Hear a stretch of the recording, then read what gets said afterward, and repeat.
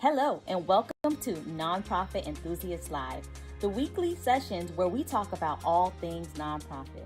Whether you're a seasoned nonprofit professional or just getting started in the industry, these lives are for you. Our mission is to provide engaging and informative conversations with experts in the nonprofit world, sharing insights, strategies, and stories that can help you make a difference in your community and beyond. Each episode is centered around a theme for the month. The topics include anything from fundraising and marketing to volunteer management and board development. We'll explore the challenges facing nonprofits today and share practical tips and advice for overcoming them. But Nonprofit Enthusiasts Live isn't just about learning. We also want to create a community of like-minded individuals who are passionate about making a positive impact. We want to hear from you and engage in conversations that inspire and motivate us all to do more. So whether you're tuning in during your morning commute, while doing chores around the house, or on a break from your busy workday, we hope you'll find something valuable in each episode of Nonprofit Enthusiasts Live. All right, so let's go ahead and get started.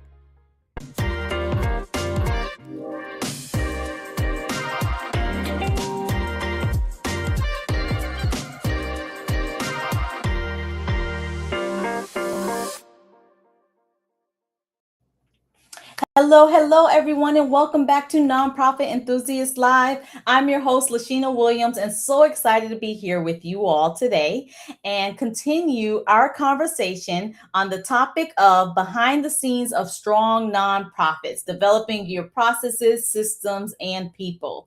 Today, I have our guest, Celeste Carlson, on with us, and I'm so excited to introduce her. Hello. Hello. How are you today? Good. So glad to have you on. So, to kickstart today's conversation, can you tell us a little bit about how you entered the nonprofit field and where you are today? Sure. So I have utilized my entire career in the nonprofit sector. I've worked in a nonprofit. I worked for a community foundation on the funding side. I've been a board member. I've done it all. So basically I was born into service to the community and have lived that out my entire career. Love it. So, what are you doing now in the nonprofit field? So I consider myself a nonprofit support organization. I really want to help nonprofits globally understand their roles. Particularly, my favorite topic and expertise is in utilizing the board, because they are an asset that are not used like they should be. And I think that's my favorite topic, is to talk about board and how to get them engaged in helping strengthen the organization. Oh, awesome. So maybe we can start right there. Okay. Since this month topic is behind the scenes of strong nonprofits, people's processes and systems, then let's talk about people. Let's start with the conversation on board. What are some tips that you have for organizations when it comes to their board of directors? Well, if you are a board member, a couple of things you might consider if you're wanting to join a board is, a couple of things I look for if I'm being asked to be a board member is I want to make sure that the board has D&O insurance, directors and officers insurance. I will not join a board that does not have that. I look at their financials and make sure that everything is on the up and up. And of course, I want to have a conversation with other board members to see what the culture is like. I've been asked to be a board member, and the culture wasn't quite ready for me as a board member, and so I declined it. But if they strengthened their culture, that it might be something I could do in the future. If you're on the nonprofit side, of course, I again really highly recommend D&O insurance, making sure that you're protecting your board members because they can be held personally responsible for poor decisions or lack of oversight. Also making sure that you're using your board to provide that oversight. And I don't mean daily operations oversight. I mean mission forward oversight for the future and the strength of the organization as a whole. Oh, I love that you shared both sides. So if you're a board member, some of the things to kind of look for, and I haven't heard much board members talk about looking for D&O insurance as one of your qualifying factors of whether you're going to join a board or not. So I love that you included that as a part of your recommendation for boards. So what are some other tips that you might have when it comes to people, processes, and systems for your nonprofit organization? Well, one of the things that I really like helping nonprofits do is think strategically about how they're making an impact. And one of the things that I get really frustrated, may be too strong of a word, but I see nonprofits use what I call vanity metrics to look at their impact. In that, when I come in and I talk with an organization, I really want to understand what needle they're trying to move. So if they're trying to do a certain thing, like reduce poverty, the number of meals they serve in the homeless shelter is not a good metric to see if they're actually making progress on that metric. And so that's one thing I like to consider. What else? Oh, if you have a strategic plan and you're not looking at it at every board meeting, then there's a problem with that. Again, going back to metrics and making sure that you're trying to do the things that you have set out to do and that you have told your public, your donors, your constituents that you're doing. You need to make sure that that is a living document, that you're reviewing it regularly, and that you're making progress on those promises. Love it. So let's talk a little bit more about that. So you have your board meeting. You have we know that a lot of strategic plans, some of them are built really, really long or really, really big documents. What are some tips regarding you want to keep that at the forefront of each of your board conversations?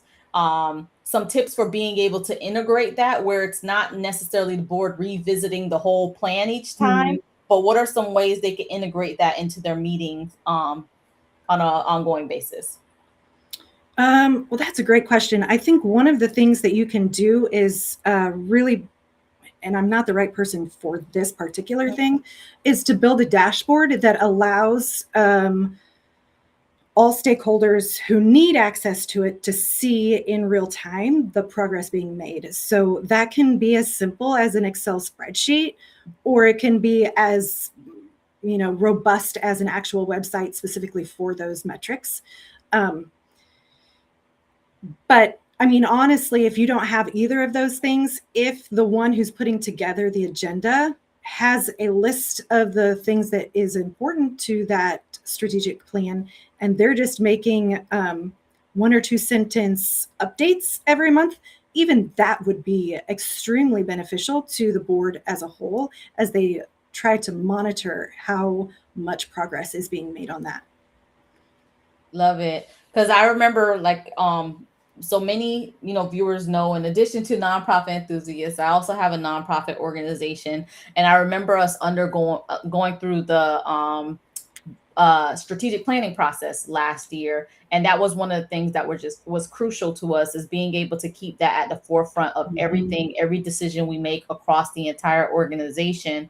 So one of the ways that we ended up keeping it at the forefront was we literally had what happened was, part of the strategic plan, we had goals for year 1, we had goals for year 2, we had goals for year 3. So that made it a little bit more digestible and something that we can really hone in on during each meeting versus trying to attack the entire plan, because that can become overwhelming. And that's a lot of times why for organizations it sits on a shelf, because it's a lot of information and a lot of goals all in one, document, but being able to kind of break that up a little. Yeah. Good point. I mean, that's a really good point. You don't eat a whole elephant all at once. One bite at a time. And so breaking that down was really smart. Yeah, thank you. Any other recommendations that you have for around building people's processes or systems within your nonprofit?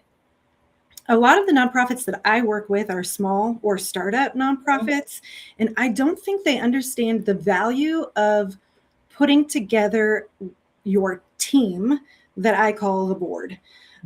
It should not be friends, family, and fools. It should be really strategic partners who have a specific role that you've identified and matching a person who can fill that role to that role. Just like any other job role, there are job descriptions. You should have job descriptions for your board members so that they know exactly how much time you're expecting them to give. You're spelling out exactly the kinds of things you're hoping that they will contribute, and you're able to then hold them accountable to that expectation.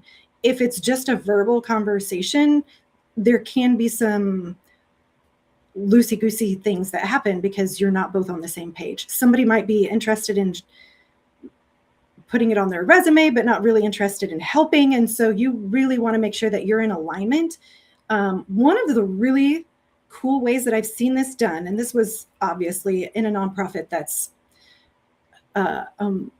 more mature nonprofit, but if you're a newer nonprofit, this is a good goal to look forward to, is they have a board member pipeline that they have created through their volunteer and committee work that then helps them identify alignment, commitment, and they don't take board members just off the street. You have to serve in one of these other roles first in order to be a board member for that organization. I thought that was a really great thing to see. I don't see that very often.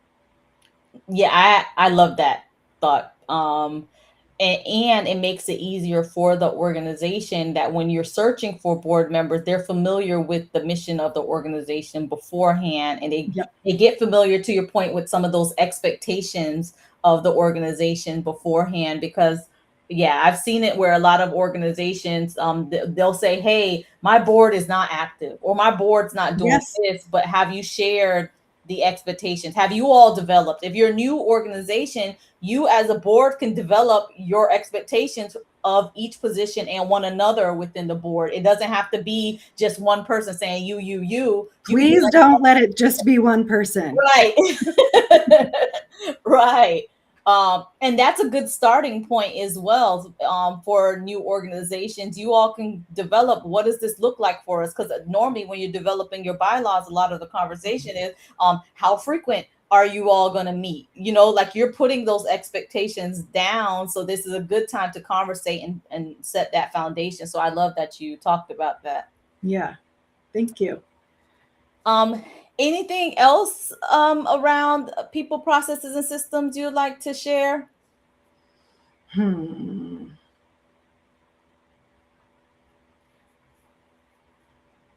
If not, I do have some other questions. Yeah, let's go on to other questions. Okay, all right. Something might pop in, but all right. We'll see. So I know you talked about being in the funding space. Can you talk a little bit about your role then, and then we kind of could. So I have been in the funding space before. So I worked as a community officer, a program officer at a community foundation, and I worked on the funding side. So I was basically the liaison between the grantee and the grants committee, and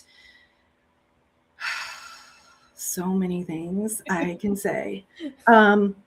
If there is an opportunity, and I know that some funders are moving away from this, but if you have the chance to talk with the program officer, I highly recommend you doing it.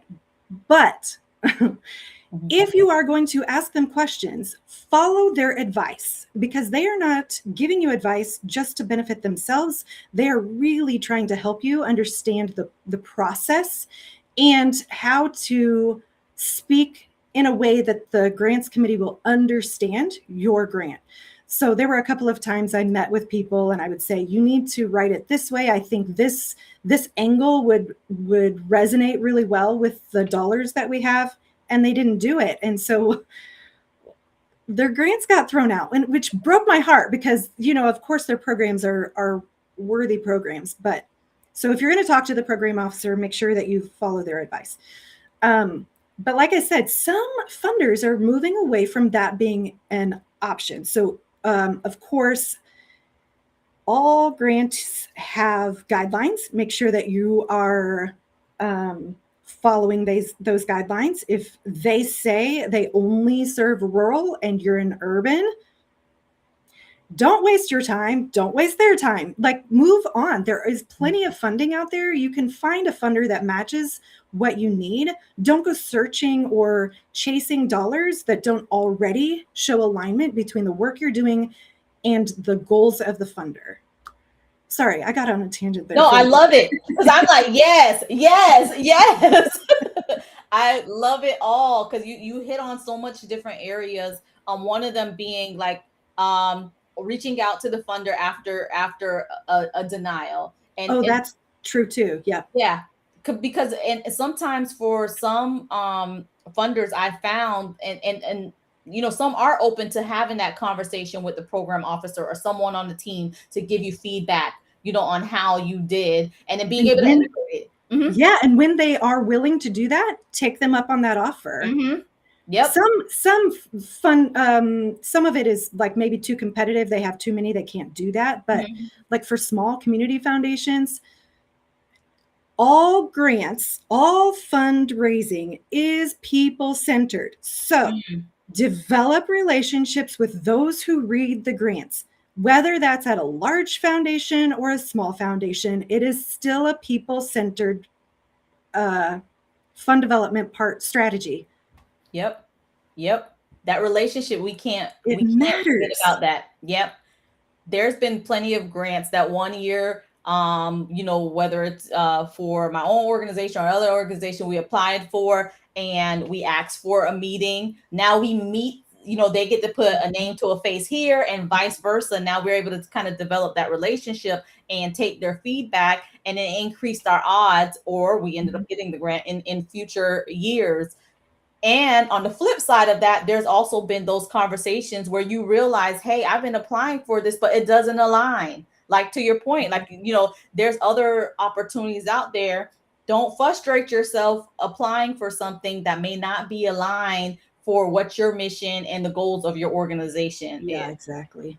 Yeah, that was really hard to just, because if I read it and it isn't aligned, it didn't even get considered, which, again, is really unfortunate. But so follow the guidelines, reach out if you can, develop relationships. Yep. Love it. So tell us how those tuning in can keep in touch with you. Thank you for asking. So one of the exciting things that I have just created, and I'm actually looking for 3 to 5 nonprofits to pilot this program. Well, first, a little context. So last year, I took a step back from my business and did interviews with over 50 nonprofit CEOs and executive directors across the US and really around the world. And everybody was saying mainly the same 3 things. I need my board to help with fundraising. I am so busy. I'm doing all the work myself. And they don't know what they're doing, but I don't have the capacity to help them understand their role in the fundraising process. So in response to that, I have been trying to figure out a way to help the entire sector as a whole instead of helping one-to-one nonprofits. So I've created the BoardSpark No Ask fundraising deck. This is so exciting to me because it's plug and play. If someone like you said you run a nonprofit, you take this deck to your board meetings. Each board member chooses a card. The cards have, on the front of them, you'll see time commitment and engagement commitment. Engagement is how much specific contact with donors they would have. And then for that action, it tells you how much time, how much donor engagement. They take a card. They do this card between now and the next meeting. If you have 12 board members and every board member does one thing per month, 15 minutes to an hour, you have 10 to 15x your donor touch points without multiplying your effort. So I have gotten a lot of great feedback about this, and I would love to pilot with a few, because this is still such a new thing. I'm really, when I do sell it, broadly, I want to be able to have the instructions be clear and understandable, and for people to use it immediately when they get it. So that is the purpose of the pilot. Is it's a 3-month engagement. You can reach me at Celeste at growinggoodconsulting.com, or on my website, growinggoodconsulting.com, my YouTube channel, Growing Good Consulting. You get the idea. You love it. Awesome. Those cards look like a lot of fun. Oh my gosh, I'm so excited. I love it. I love it. Anything else you would like our guests to know before we end today's session? Well, I would love to work with you. If you have another way that I can be of assistance to you, of course, I'm excited about the no ask fundraising deck, but there are other ways I can certainly help you in strategizing, putting together a strategic plan, coming and talking to your board about their role and how they should be supporting the organization and what that might look like in practical terms, or, all kinds of things. I can do virtual, in person, whichever. You just let me know. Love it. Awesome. Well, thank you so much for joining today. I appreciate it. Yeah, glad to have you on. And thank you, everyone, for tuning in. And we'll see you next time on Nonprofit Enthusiast Live. Bye, everyone.